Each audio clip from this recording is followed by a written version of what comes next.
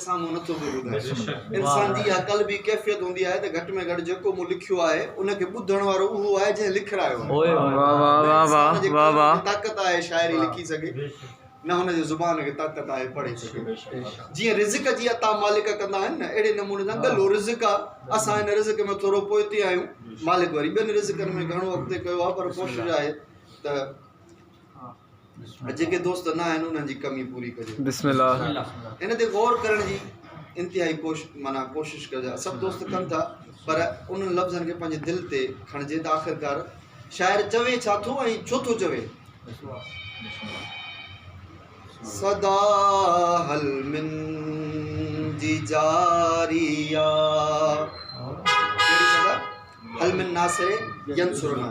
असां सम्झूं था त उहा सदा करबला में इमाम हुसैन अलैहिस्सलाम ॾिनी ऐं पोइ वरी चवंदा आहियूं काश असां करबला में हुजऊं हा त फ़ौज़ अज़ीम ते पहुचऊं हा। न, अॼु बि वक़्त जो हुसैन हल मिन नासिर यंसुरना जी सदा ॾेई रहियो आहे।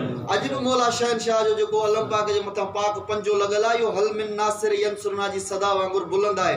सॾे पियो अंसारा ने इमाम ज़माना खे, अचो मुतहद थियो नुसरत इमाम ज़माना कयो। सदा हल मिन जी जारिया